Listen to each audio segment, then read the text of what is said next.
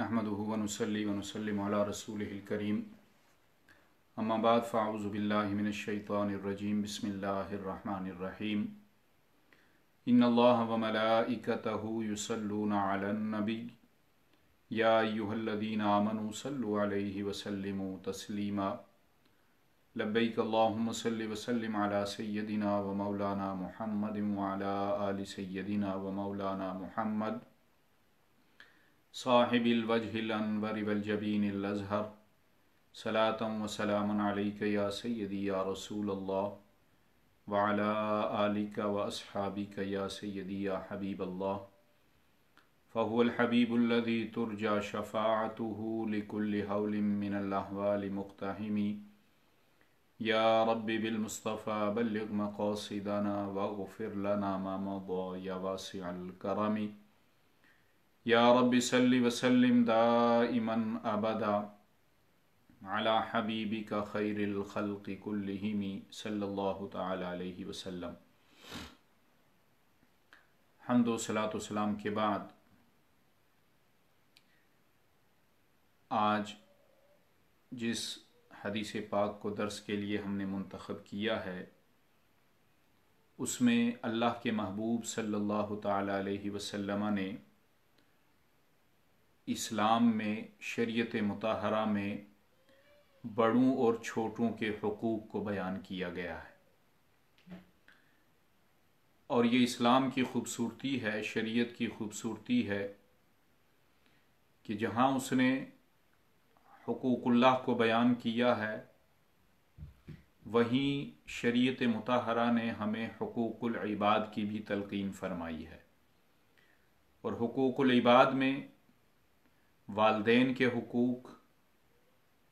اولاد کے حقوق،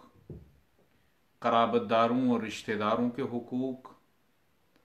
ازواج کے حقوق، پڑوسیوں کے حقوق، اور عام مسلمان کلمہ گو کے ایک دوسرے پر حقوق کو بڑی خوبصورتی کے ساتھ شریعت میں بیان کیا گیا ہے، اور حضور اکرم علیہ السلام نے ہمیں اس پر تلقین فرمائی ہے۔ ان سنتوں کو، ان حقوق کو پورا کرنے کی حضور اکرم علیہ السلام کی متعدد احادیث میں ہمیں اس کی تلقین کی گئی ہے۔ چونکہ میں نے جیسے عرض کیا کہ اسلام رواداری کا مذہب ہے، کردار کے اعتبار سے، عمل کے اعتبار سے ہمارا کردار اور ہمارا رویہ ایسا ہونا چاہیے کہ شریعت مطہرہ صلی اللہ تعالی علیہ وسلم پر ہمیں عمل کرنے کی جو تلقین حضور اکرم علیہ السلام نے فرمائی ہے، ہمارے کردار اور ہمارے عمل میں اس کی جھلک نظر آنی چاہیے، چاہے وہ والدین کے حقوق سے تعلق رکھتے ہوں، چاہے وہ ارشادات جیسے میں نے عرض کیا قرابت داروں، پڑوسیوں کے حقوق سے تعلق رکھتے ہوں، یا عام مسلمانوں کے حقوق سے۔ حضور اکرم علیہ السلام نے زندگی کے ہر شعبے میں کس طرح ہم نے زندگی بسر کرنی ہے، کس طرح دوسرے کے حقوق کا خیال کرنا ہے، ساری باتیں بڑے واضح انداز میں اور ایک واضح لاہ عمل حضور اکرم علیہ السلام نے شریعت مطہرہ میں ہمیں عطا فرمایا۔ چنانچہ ام المؤمنین سید عائشہ صدیقہ رضی اللہ تعالی عنہا فرماتی ہیں کہ میں نے چال ڈھال کے اعتبار سے، شکل و شبہات کے اعتبار سے، اور بات چیت کے انداز میں اور بات چیت کے اعتبار سے سیدہ فاطمہ الزہرا رضی اللہ تعالی عنہا سے بڑھ کر کسی کو حضور اکرم علیہ السلام سے مشابہ نہیں دیکھا، یعنی سرکار دو عالم علیہ السلام کی پیاری صاحبزادی سیدۃ النساء اہل الجنہ سیدہ فاطمہ الزہرا رضی اللہ تعالی عنہا ہر چیز میں اپنے بابا جان صلی اللہ تعالی علیہ وسلم سے مشابہت رکھتی تھیں، چال کے اعتبار سے، شکل و شبہات کے اعتبار سے، اور بات چیت کے انداز میں بھی سیدہ کائنات رضی اللہ تعالی عنہا سرکار دو عالم علیہ السلام کا عکس جمیل نظر آتی تھی۔ اور آپ فرماتی ہیں کہ جب سیدہ فاطمہ رضی اللہ تعالی عنہا سرکار کی بارگاہ میں حاضر ہوتی تو آپ ان کے لیے کھڑے ہو جاتے، اور ان کے ہاتھ کو پکڑ کر بوسہ دیتے اور سیدہ فاطمہ کو اپنی جگہ سرکار بٹھایا کرتے، اپنی جگہ سے اٹھ کر آپ کو جگہ دیا کرتے۔ اور جب نبی پاک علیہ الصلوۃ والسلام سیدہ فاطمہ الزہرا رضی اللہ تعالیٰ عنہا کے دولت قدے پر تشریف لے جاتے تو آپ بھی آپ استقبال کے لیے کھڑی ہو جاتی اور آپ کے دست اقدس کو آپ بوسہ دیا کرتی اور اپنی جگہ سید کائنات صلی اللہ تعالی علیہ وسلم کو بٹھاتی، آپ اس جگہ تشریف فرما ہوتے۔ تو اس ام المؤمنین سیدہ عائشہ صدیقہ رضی اللہ تعالی عنہا کی اس روایت سے ہمیں پتہ چلتا ہے کہ نبی پاک علیہ الصلوۃ والسلام کس طرح حقوق کا خیال رکھتے تھے، گھر والوں کے حقوق، اہل و عیال کے حقوق۔ ہمارا تو یہ رویہ ہے کہ اگر والد بیٹی کے گھر آ جائے تو ایک عام نارمل طریقے سے دعا سلام کے بعد وہ بیٹھ جاتے ہیں۔ اسی طرح بیٹی اپنے والدین کے گھر آ جائے، اگر وہ شادی شدہ ہے، اپنے سسرال سے واپس آئی ہے، تو نارمل انداز میں سلام دعا کے بعد خیر خیریت معلوم کرنے کے بعد وہ بیٹھ جاتے ہیں۔ نبی پاک علیہ الصلوۃ والسلام کا یہ طریقہ اور رویہ ہمیں بتاتا ہے کہ کس طرح بڑوں کا ادب کیا جاتا ہے اور کس طرح چھوٹوں سے شفقت اور محبت سے پیش آیا جاتا ہے۔ چنانچہ وہ طریقہ جو سید کائنات صلی اللہ تعالی علیہ وسلم کا تھا کہ سیدہ فاطمہ آتی تو آپ اپنی جگہ سے کھڑے ہو جاتے، حالانکہ آپ بیٹی تھیں، عمر میں بھی کم ہیں، صاحبزادی ہیں، اگر سرکار دو عالم علیہ الصلوۃ والسلام کھڑے نہ ہوں تو کوئی فرق نہیں پڑتا، لیکن اس کے باوجود امت کی تعلیم کے لیے آپ نے ہمیں یہ طریقہ عطا فرمایا کہ جب سیدہ کائنات رضی اللہ تعالیٰ عنہا تشریف فرما ہوتی تو سرکار دو عالم علیہ الصلوۃ والسلام آپ کے استقبال کے لیے کھڑے ہو جاتے، آپ کے ہاتھوں کو بوسہ دیا کرتے اور اپنی جگہ اپنی صاحبزادی کو بٹھایا کرتے۔ اسی طرح جواباً کیسی محبت تھی سیدہ کائنات رضی اللہ تعالیٰ عنہا کی حضور اکرم علیہ الصلوۃ والسلام سے کہ جب آپ سیدہ کائنات سلام اللہ علیہا کے گھر تشریف فرما ہوتے تو اسی طرح جس طرح کا طریقہ اور رویہ حضور اکرم علیہ الصلوۃ والسلام کا تھا، اسی طرح کا رویہ سیدہ کائنات سلام اللہ علیہا کا ہوتا اور آپ بھی کھڑے ہو جاتے ہیں، اپنی جگہ سے کھڑی ہو جاتی، سرکار دو عالم علیہ الصلوۃ والسلام کے دست اقدس کو آپ بوسہ دیتی اور اپنی جگہ سرکار دو عالم علیہ الصلوۃ والسلام کو بٹھاتی، ادب کے ساتھ، احترام کے ساتھ، محبت کے ساتھ۔ تو اس سے معلوم ہوا کہ اگرچہ ماں باپ کا رشتہ ہو، والدین اولاد کا رشتہ ہو، بہن بھائی کا رشتہ ہو، یا عام قرابت دار حقوق والوں کا رشتہ ہو، یا عام مسلمانوں کا آپس میں ایک دوسرے سے جو رشتہ ہو،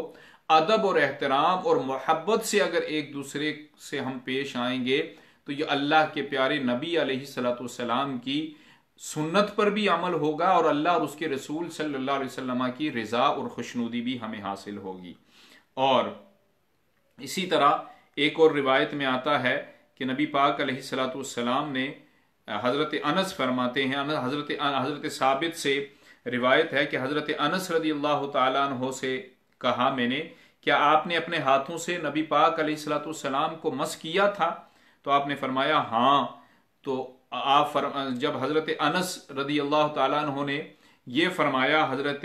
ثابت سے کہ ہاں میں نے سرکار دو عالم علیہ الصلوۃ والسلام کی دست اقدس کی کو بوسہ بھی دیا ہے اور سرکار کے جسم اقدس کو میرے ہاتھوں نے مس کیا ہے، تو حضرت ثابت نے یہ سن کر حضرت انس رضی اللہ تعالیٰ عنہ کے ہاتھوں کو بوسہ دیا اور ہاتھوں کو چوم لیا اور فرمایا کہ اے انس کتنے خوش قسمت یہ ہاتھ ہیں اور کتنے تم خوش قسمت ہو کہ ان ہاتھوں نے نبی پاک علیہ الصلوۃ والسلام کے جسم اقدس کو مس کیا ہے۔ تو یعنی برکت حاصل کرنے کے لیے حضرت ثابت نے حضرت انس رضی اللہ تعالیٰ عنہ کے ہاتھوں کو بوسہ دیا۔ تو معلوم ہوا کہ احتراماً ادب کے اعتبار سے اگر چھوٹے بڑوں کے ہاتھوں کو بوسہ دیتے ہیں یا بڑے محبت کے ساتھ شفقت کے ساتھ اپنی اولاد یا چھوٹوں کا ماتھا چومتے ہیں، سر پر بوسہ دیتے ہیں، ان کے ہاتھوں پر بوسہ دیتے ہیں، تو یہ نبی پاک صلی اللہ تعالی علیہ وسلم کی سنت مبارکہ ہے اور یہ پسندیدہ عمل ہے اسلام میں۔ اس سے اللہ محبت میں اضافہ فرماتا ہے، اس میں اللہ تبارک و تعالی ایک دوسرے کے ادب میں، ایک دوسرے کے دل میں جو ادب ہے، محبت ہے، شفقت ہے، اللہ کریم اس میں اضافہ فرماتا ہے، اور یہ طریقہ نبی پاک علیہ الصلوۃ والسلام نے ہمیں عطا فرمایا۔ حضرت صہیب جو کہ حضرت عباس رضی اللہ تعالیٰ عنہ کے غلام تھے، روایت کرتے ہیں کہ میں نے حضرت علی رضی اللہ تعالیٰ عنہ کو حضرت عباس کے ہاتھ اور پاؤں چومتے دیکھا ہے، کہ حضرت عباس کے ہاتھ اور پاؤں چومتے ہوئے میں نے حضرت علی کو دیکھا ہے، اور آپ ساتھ یہ بھی فرمایا کرتے، حضرت علی حضرت عباس کے ہاتھ اور پاؤں کو چوما کرتے، اور ساتھ ساتھ یہ بھی فرمایا کرتے، یہ بھی کہتے جاتے کہ اے چچا آپ مجھ سے راضی ہو جائیں۔ تو حضرت سیدنا علی المرتضیٰ رضی اللہ تعالیٰ عنہ کا بھی یہ عمل تھا کہ حضرت عباس اپنے چچا کے آپ ہاتھوں کو بوسہ دیا کرتے تھے، قدموں کو بوسہ دیا کرتے تھے، اور آپ کو خوش رکھنے کے لیے آپ یہ فرمایا کرتے تھے کہ اے چچا آپ مجھ سے راضی ہو جائیں تاکہ اللہ مجھ سے راضی ہو جائے۔ حضرت عیاس بن وغفل رضی اللہ تعالیٰ عنہ روایت کرتے ہیں کہ میں نے ابو نضرہ کو دیکھا کہ انہوں نے حضرت حسن بن علی رضی اللہ تعالیٰ عنہ کے رخسار مبارک پر بوسہ دیا۔ بچپن میں آپ نے محبت کے ساتھ، ادب کے ساتھ، اور اس وجہ سے کہ یہ سرکار دو عالم علیہ الصلوۃ والسلام کے اہل بیت سے تعلق رکھتے ہیں، تو حسنین کریمین سے بھی سرکار دو عالم علیہ الصلوۃ والسلام جس طرح کی محبت فرمایا کرتے تھے، جس طرح کا سلوک فرمایا کرتے تھے، وہ بھی آپ بارہا روایتوں میں آپ نے سنا ہے، علماء کرام سے بھی سنا ہے کہ حسنین کریمین رضوان اللہ علیہم اجمعین سے سرکار دو عالم علیہ الصلوۃ والسلام کس طرح کی محبت فرمایا کرتے تھے۔ آپ ان کی وجہ سے اپنے سجدوں کو طویل کر دیا کرتے تھے، نماز کو طویل کر دیا کرتے تھے، دوران خطبہ آپ منبر سے نیچے تشریف لے آیا کرتے تھے۔ جب حسنین کریمین میں سے کوئی شہزادہ مسجد نبوی میں آتا تھا تو نبی پاک علیہ الصلوۃ والسلام کی ان روایات سے، احادیث سے ہمیں پتہ چلتا ہے کہ ہمیں کس طرح سے اپنے چھوٹوں سے شفقت اور محبت کرنی چاہیے، اور چھوٹوں کو کس طرح سے بڑوں کا ادب کرنا چاہیے۔ حضرت ابو ہریرہ رضی اللہ تعالیٰ عنہ روایت کرتے ہیں کہ نبی پاک علیہ الصلوۃ والسلام کو حضرت حسین امام پاک رضی اللہ تعالیٰ عنہ کو بوسہ دیکھتے ہوئے دیکھا، تو میں نے عرض کیا کہ یا رسول اللہ صلی اللہ علیہ وسلم، میرے تو 10 بیٹے ہیں، اللہ نے مجھے اتنی اولاد عطا فرمائی ہے، میں نے تو آج تک ان کے ساتھ ایسا کبھی نہیں کیا کہ انہیں بوسہ دیا ہو، ان سے اس قدر محبت کی ہو جس طرح آپ امام حسین رضی اللہ تعالیٰ عنہ سے محبت فرماتے ہیں۔ تو نبی پاک علیہ الصلوۃ والسلام نے فرمایا جو رحم نہیں کرتا اس پر رحم نہیں کیا جاتا، یعنی آپ نے یہ بتایا کہ چھوٹوں سے محبت سے پیش آؤ، ان پر شفقت کرو، ان کے ساتھ رحم دلی سے پیش آؤ، تو اللہ تبارک و تعالی جواب میں تمہیں بھی رحم دلی عطا فرمائے گا، ان بچوں، ان چھوٹوں کی وجہ سے بھی، اور جس کے ساتھ آپ رحم دلی سے پیش آئیں گے، حسن سلوک سے پیش آئیں گے، تو اللہ تبارک و تعالی جواب میں تمہیں ایسا ہی رویہ ان لوگوں کی طرف سے نصیب کرے گا۔ تو اگر ہم کسی سے اچھے اخلاق سے پیش آئیں گے، محبت کے ساتھ پیش آئیں گے، شفقت اور ادب کے ساتھ پیش آئیں گے، تو پلٹ کر وہ شخص بھی اور دوسرے لوگوں کی طرف سے بھی اللہ تبارک و تعالی اس کے بدلے میں ایسا رویہ ہمارا نصیب بھی کرے گا، ہمیں بھی لوگ اچھے اخلاق سے پیش آئیں گے، محبت سے پیش آئیں گے، ادب کریں گے، شفقت سے پیش آئیں گے، اور یہ آج کل بہت ضروری ہے۔ سامعین محترم، آج آپ دیکھ لیں کہ ایک گھر میں، ایک کمرے میں والدین بھی بیٹھے ہیں، بہن بھائی بھی بیٹھے ہیں، اولاد بھی بیٹھی ہے، لیکن وہ محبت اور وہ ادب، وہ رویہ ہمارے سب پورے من جملہ پوری سوسائٹی کے اعتبار سے میں عرض کر رہا ہوں کہ اس طرح کی محبت ہمارے درمیان موجود نہیں ہے، اس طرح کا ادب ہمارے درمیان موجود نہیں ہے، اس طرح کی شفقت ہمارے درمیان موجود نہیں ہے۔ اگر فیملی کے لوگ بیٹھے ہیں تو اگر بات کریں گے ایک دوسرے سے تو غصے سے بات کریں گے،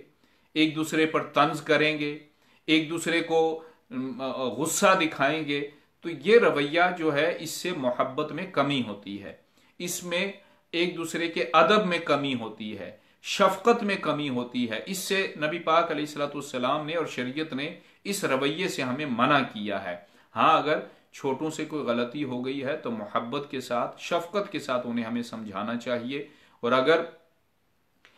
بڑوں نے کوئی غلطی کی ہے تو کوئی عار نہیں ہے کہ بڑا اپنی غلطی کو تسلیم کرتے ہوئے آئندہ ان کے سامنے کہے کہ یہ بڑا ہونے کے باوجود مجھ سے یہ غلطی ہوئی ہے، آئندہ میں کوشش کروں گا کہ ایسی غلطی نہ ہو۔ لیکن ہم اپنی غلطیوں کو ماننے کے لیے تیار نہیں ہیں، اپنے دل میں محبت اور شفقت کو بسانے کے لیے تیار نہیں ہیں۔ جب ہمارے اپنے گھروں کا یہ حال ہے، اپنی اولاد کے ساتھ یہ حال ہے، اپنے بہن بھائیوں کے ساتھ یہ حال ہے، اپنے رشتہ داروں کے ساتھ یہ حال ہے، تو ہم یہ کیسے توقع کریں کہ باہر والا ہمارا ادب بھی کرے، باہر والے لوگ ہم سے محبت سے بھی پیش آئیں، باہر والے لوگ ہم پر شفقت کا بھی مظاہرہ کریں، جب سرکار دو عالم علیہ السلام کے اس فرمان کے مطابق کہ جو خود رحم نہیں کرتا اس پر کیسے رحم کیا جائے؟ تو اگر ہم خود اپنا رویہ بہتر بنائیں گے، خود ہمارا رویہ ایسا ہوگا اپنی اولاد کے ساتھ، اپنے چھوٹوں کے ساتھ، اپنے بہن بھائیوں کے ساتھ، اپنے قرابت داروں کے ساتھ، اپنے رشتہ داروں کے ساتھ، حقوق العباد کے اعتبار سے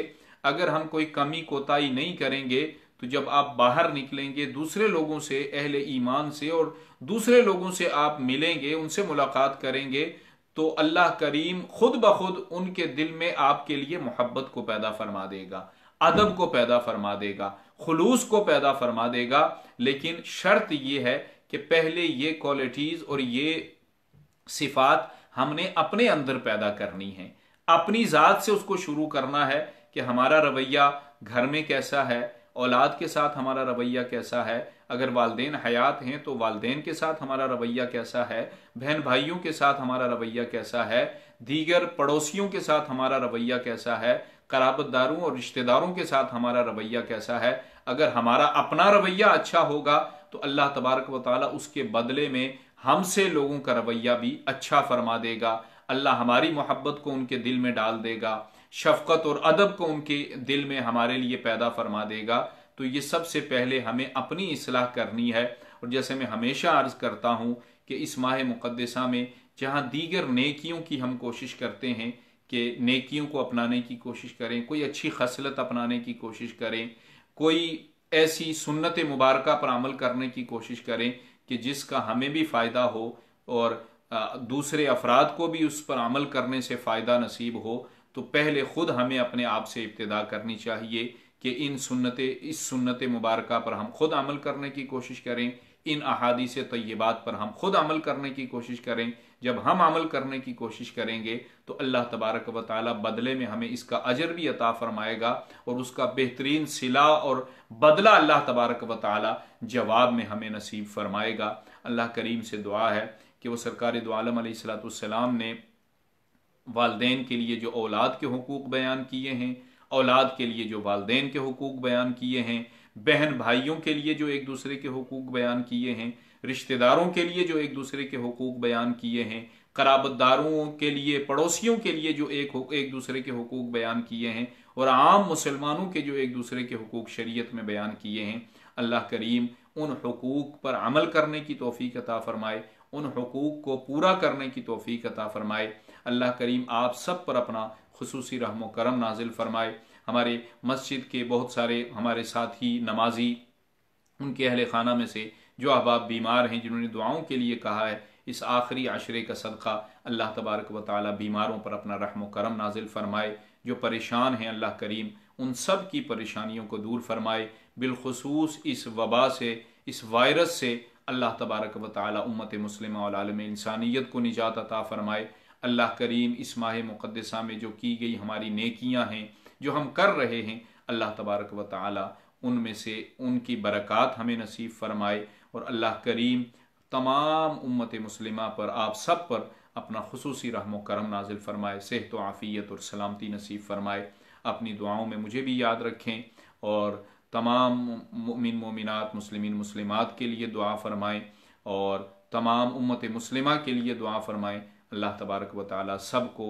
اپنے حفظ و امان میں رکھے، اللہ تبارک و تعالی سب کا حامی و ناصر ہو انشاءاللہ العزیز، بشرط زندگی و بشرط صحت۔ کل آپ سے دوبارہ اگلی حدیث پاک، اگلے درس کے ساتھ ملاقات ہوگی۔ اپنی بہت سی دعاؤں میں ہم سب کو یاد رکھیں۔ اللہ تبارک و تعالی آپ کا حامی و ناصر ہو۔ السلام علیکم ورحمۃ اللہ وبرکاتہ۔ وما علیہ الا البلاغ۔